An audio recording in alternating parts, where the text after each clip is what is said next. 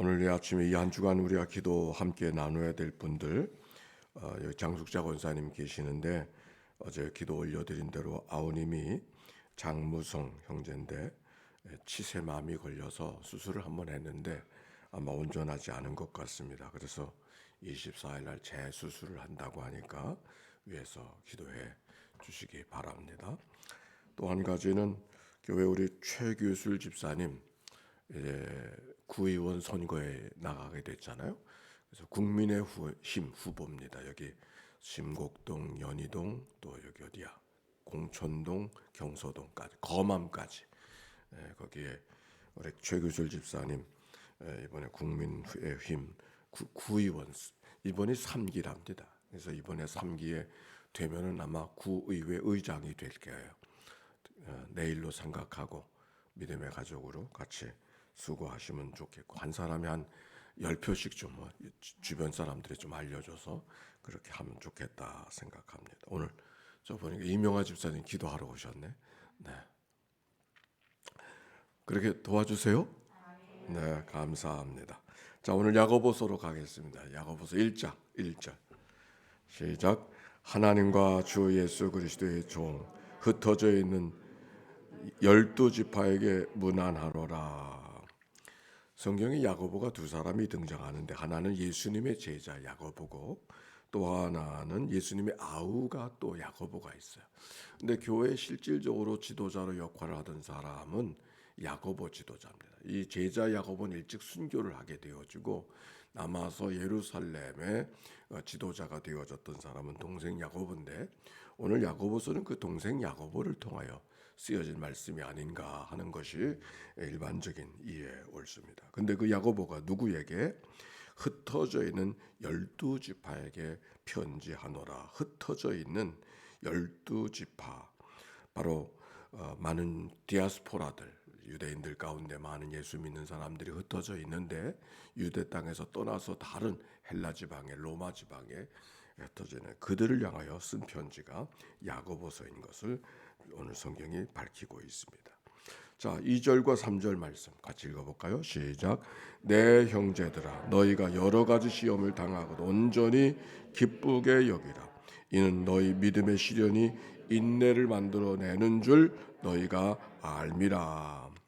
믿는 자들이 시험을 받았을 때 어떤 태도를 보이는가 말씀하고 있어요. 오늘 여기 성경 속에는 뭐라고 이야기하는가?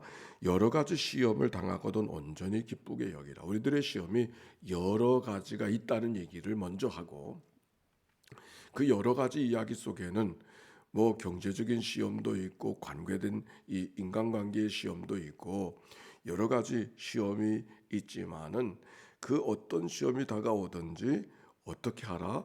온전히 기쁘게 여기라. 그렇게 말합니다. 사람들이 시험을 당할 때 이런 질문을 갖습니다. 왜 이런 시험이 내게 왔는가? 하나님 어찌하여 이런 시험이 내게 왔습니까? 이 일이 내게 왔습니까? 왜 날 돕지 않습니까? 왜 내 기도 소리를 듣지 않습니까? 이렇게 왜라고 하는 질문을 붙여서 하나님 앞에 질문하죠. 그런데 오늘 여기 성경에 보니까 왜라고 질문하지 말고 오히려 시험을 받을 때 기쁘게 여기라 그렇게 말씀하고 있어요.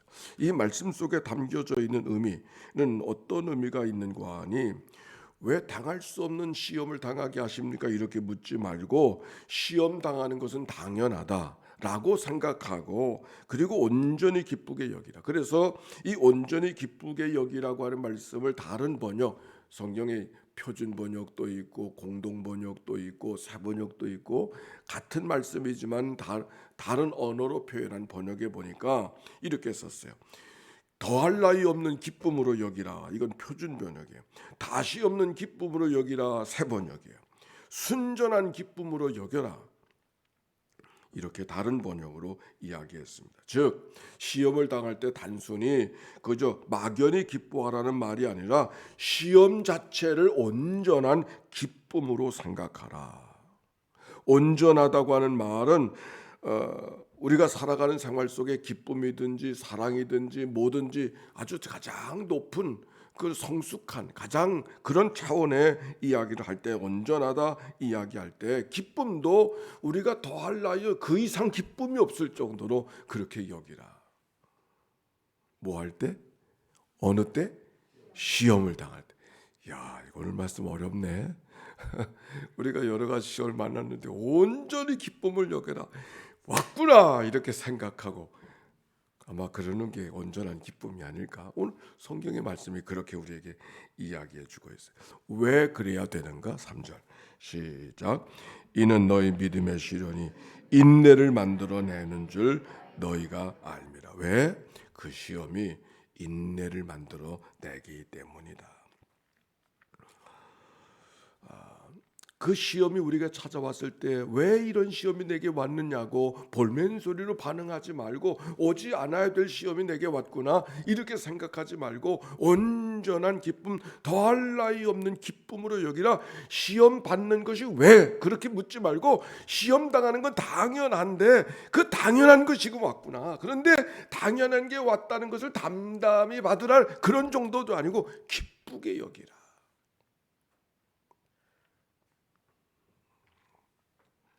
4절에 보니까 이렇게 말합니다. 인내를 온전히 이루라. 이는 너희로 온전하고 구비하여 조금도 부족함이 없게 하려 함이라.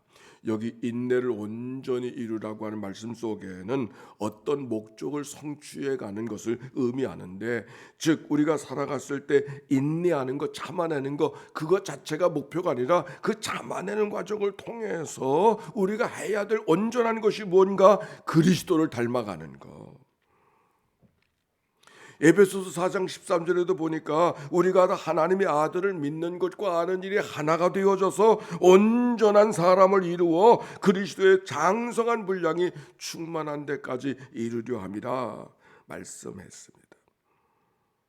우리가 주님을 닮아가기 위해서 오늘도 기도하잖아요. 그런데 온전한 닮아감이 입술이 아니라 우리의 생각이 아니라 우리의 삶으로 온전히 이루어지는 삶이 되기 위해서 기도하는 것. 그것이 어디서 만들어지는가? 시험을 통해서, 인내함을 통해서 만들어진다. 그런 말씀이에요. 그리고 5절의 말씀입니다. 같이 읽읍시다. 시작. 너희 중에 누구든지 지혜가 부족하거든 모든 사람에게 후히 주시고 꾸짖지 하시는 하나님께 구하라. 그리하면 주시리라. 그런데 우리가 하나님 앞에 기도하라는 거예요. 근데 무엇을 위해서 기도하라? 무엇을 위해서 기도하라? 지혜를 구하라. 아니 지금 내가 시험에 걸려서 시험에 들어서 어렵고 힘들고 참 고통스러운데 하나님께 무슨 지혜를 구하라고 이야기하시는가?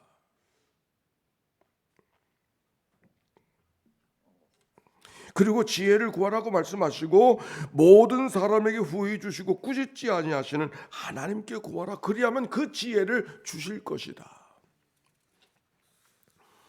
지혜라고 하는 것이 뭔가? 지혜라고 하는 것, 여호와를 경외하는 것이 지혜의 근본이라 그랬잖아요. 그 지혜라고 하는 것이 뭔가? 그 말씀은 다른 말씀이 아니라 삶의 우선순위가 정해지는 거예요. 어떤 사람은 더 큰 일을 만나고 어떤 사람은 더 작은 일을 만나고 어떤 사람은 많은 일을 만나고 어떤 사람은 적은 시험을 만나는 것이 아니라 우리가 살아가는 일생의 여정 속에 겪어야 될 삶의 고난, 그 여러 가지 일들은 비슷한 과정을 다 가는 거죠. 출생의 아픔, 또 돌, 그리고 학교를 가고 그리고 성장하고 그리고 남자는 군대를 가고 또 결혼을 하고 자식을 낳고 직장을 가고 그리고 또 나이가 많으면 늙어지고 그리고 하나님 부르시면 가야 되는 과정은 어떤 사람만 겪는 것이 아니라 누구나 다 겪잖아요. 그렇죠? 일하면 피곤하고 뛰면 숨차고 누구나 다 겪어야 되는 일이잖아요. 그런데 무슨 지혜가 필요한가? 어떤 게 먼저 해야 될 일인지, 어떤 게 나중에 해야 될 일인지, 어느 게 중요한 일인지, 어느 것이 중요하지 않은 일인지, 이거를 분별할 수 있는 사람, 이것이 지혜인 것이죠. 즉 여러 가지 시험을 만났을 때 그 시험을 피할 수 있는, 이렇게 기도하는 것이 아니라 하나님이 우리에게 주시는 지혜는 여러 가지 어려운 일을 만났을 때 무엇부터 해야 되나, 무엇부터 생각해야 되나, 무엇이 소중한 건가, 소중한 것부터 중요한 것부터 먼저 감당하는 것이 지혜인 것이죠. 그 지혜를 하나님 앞에 구하라. 오늘 그렇게 말씀하고 있습니다. 그러면서 주어지는 말씀은 뚝 떨어져서 12절 말씀 보십시다. 12절 말씀 시작. 시험을 참는 자는 복이 있나니 이는 시련을 견디어낸 자가 주께서 자기를 사랑하시는 자에게 약속하신 생명의 면류관을 얻을 것이기 때문이다. 아멘. 그 시험이 우리들의 생활 속에 오히려 복이요 생명의 면류관을 얻게 하시는 은혜와 축복이 있다고 하는 말씀. 이것을 기억하고 우리가 시험을 담당하게 대면하라고 하는 말씀이에요. 근데 여기 성경 속에 시험이라는 말이 있고 시련이라고 하는 말이 있어요. 그렇죠? 시험을 참는 자는 복이 있나니 이는 시련을 견뎌낸 자가 주께서 자기를 사랑하는 자에게 약속하신 생명의 면류관을 얻을 것이니라. 시험에는 두 가지가 있어요. 하나는 시련이 있고 유혹이 있어요. 시련으로서의 시험과 유혹으로서의 시험이 있는 거예요. 시련은 하나님께서 우리를 단련시키기 위해서 허락하시는 것, 그래서 우리의 믿음이 나타나지고 그 믿음을 통해서 우리가 주님을 닮아가는 그런 삶, 이거는 우리를 유혹하는 것이 아니라 시련으로서의 시험이 옳습니다. 이 시련은 마치 용광로 같아서 그 용광로 가운데 광석을 막 집어넣으면 그것이 모든 불순물이 제거되고 순수한 철, 순수한 금속이 남겨지는 것처럼 그 시련이 우리에게 다가왔을 때 그것을 믿음으로 잘 극복한 사람은 어떤 사람이나 하나님과 관계 속에서 소용없는 거, 불순물은 다 제거가 되어지고 더러운 것들은 다 제거가 되어지고 하나님이 기뻐하시는 거룩한 사람, 온전한 사람으로 거듭나는 거. 그래서 주님만을 붙잡고 걸어가는, 주님에게 붙잡혀지기를 간절히 사모하는 자로 살아가는, 주님 앞에 붙들려지는 자를 향하여서 한눈 팔지 않고 주님께만 집중하는 자의 삶이 되어질 수 있는 것은 그 시련을 통해서 가능한 것이죠.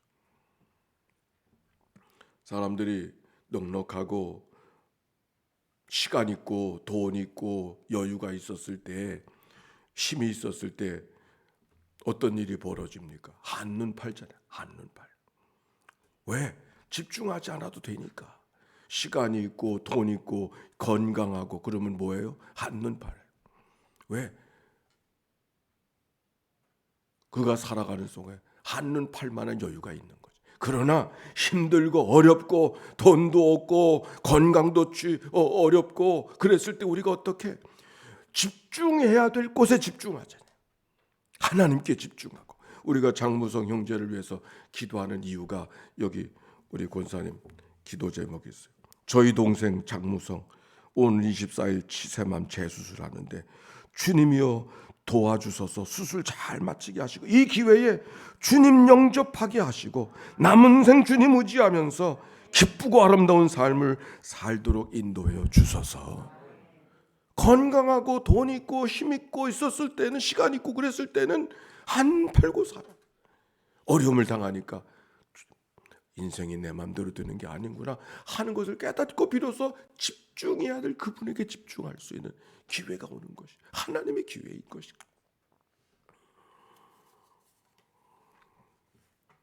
시련이 우리에게 하나님 앞에 집중할 수 있어요. 그래서 13절 말씀, 사람이 시험을 받을 때 내가 하나님께 시험 받는다 하지 말지니 하나님은 악에서 시험을 받지도 아니하시고 친히 아무도 시험하지 아니하시느니라. 시험하는 것이 아니라 오히려 너희를 단련시키기 위해서 어떤 시험? 시련으로서의 시험을 말하는 거예요. 그런데 그 시험 가운데 유혹으로서의 시험도 있어요. 템테이션으로서의 시험, 우리를 넘어뜨리려고 망하게 하려고 찾아오는 장애물 같은 그런 시험, 그런 유혹으로서의 시험. 그 유혹의 주체는 사단 마귀가 우리를 그리스도 안에서 얻은 모든 것들을 다 잊어버리게 만들도록 하는 그런 시험들이 있는 것이죠. 어떤 수단과 경로로 우리를 유혹합니까? 14절에 보니까 이렇게 말하고 있어요. 읽읍시다. 시작. 오직 각 사람이 시험을 받는 것은 자기 욕심에 끌려 미혹됨이니 욕심이 잉태한 즉 죄를 낳고 죄가 장성한 즉 사망을. 유혹으로서의 시험은 무엇으로 시작한다? 욕심으로부터 시작한다. 에바고리우스가 인간의 죄악이 8개 여건들이 있는데 그 가운데 가장 기본적인 것이 뭔가 욕심, 탐욕으로부터, 탐식으로부터, 정욕으로부터 그 시험을 시작해서 허영과 교만. 가장 큰 인간의 죄악이 허영과 교만. 근데 교만한 사람들은 자기가 교만한 줄을 잘 몰라요. 그게 문제지. 그렇죠? 욕심으로부터 시작한단 말이에요. 사실 생각해보면 욕망을, 욕심을 갖고 있다고 하는 것은 누구나 다 갖고 있어요. 욕심 자체가 죄는 아니에요. 욕심 자체가 죄는 아닌데 그 욕심을 어떻게 채우느냐에 따라서 죄가 되어져서 사망에 이르게 하는 역사가 될 수 있음을 말하고 있죠. 우리가 살아가면서 그런 일들이 얼마나 많은가. 공부를 잘하고 싶은 마음은, 그런 마음은 선한 욕심인데 그 욕심 때문에 커닝을 하고 그 욕심 때문에 다른 수단과 방법을 취하게 될 때 그거는 잘못된 것이죠.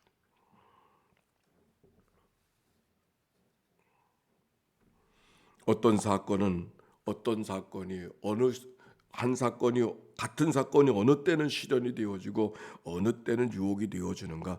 욕심이 과하면 유혹이 되어지고 절제가 되어지면 실현이 되어진다 하는 말씀.